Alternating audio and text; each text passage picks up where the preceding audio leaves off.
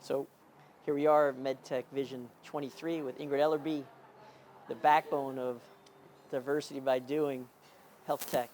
Thanks so much for hopping on.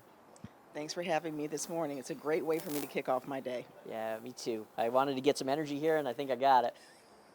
So, were you here last year? I was here last year. It And was what my was your first impression one. then? I was amazed by the energy in the room. Like when I left, I felt so full seeing people, the women that are so empowered in this industry really embrace each other and support each other and lift each other up. I mean, it was one of the best conferences I've been to.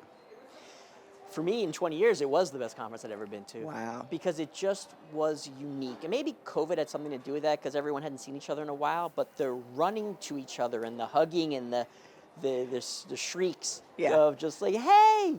It was, I never saw anything like it. Yeah, it's an emoting conference. Yeah. I'm a hugger. So I've hugged so many people since I got Yeah. here just because I'm happy to see them. I'm happy to see them doing well. And we don't have an opportunity to spend that much time throughout the year because we're all so busy.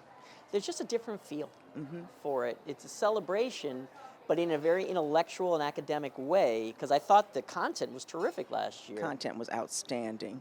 I'm really looking forward to the patient keynote this morning because She's a winner. Yeah, she was. I was a judge with MedTech Color on the pitch competition that she won. Yep. So I've had an opportunity to see her before. Well, we got something in common. I was her coach. Oh, wow. Wonderful. And she had success written all over. It was the easiest coaching job I ever had to do. I just sat there and said, just go do.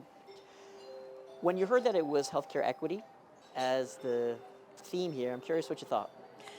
One, I celebrate and applaud MedTech women for making that the concept and the topic for this year. I mean, it's incredibly important.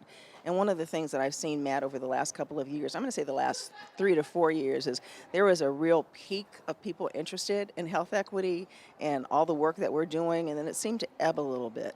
So I'm glad to see it being brought back up to the forefront because it's not going away. No, I mean, it applies to everything from clinical trials to the way that people are treated, I mean, around the world, frankly, not just in our country. And so your organization is such a huge proponent of diversity. Give me 1 minute about it, just for the folks that aren't aware of what D by D is.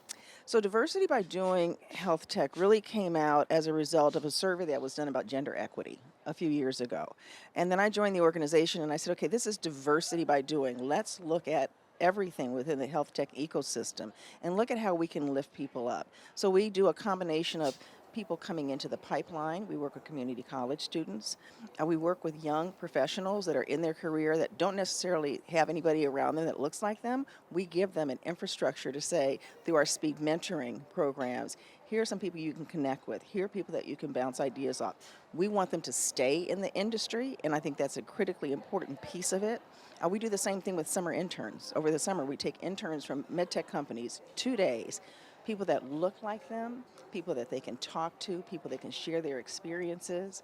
And then the last thing that we do, and it's not the last thing, but we do a diversity, equity, inclusion, and belonging series.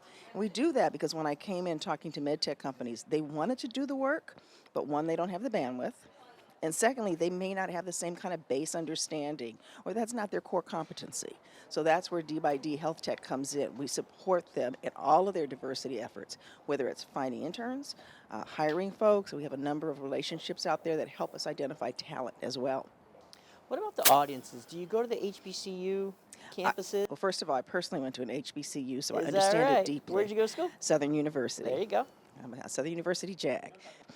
So I have a real passion, obviously, for HBCUs. I was able to succeed and excel through HBCUs. I think one of the biggest challenges for a lot of companies, those campuses are on the other side of the country.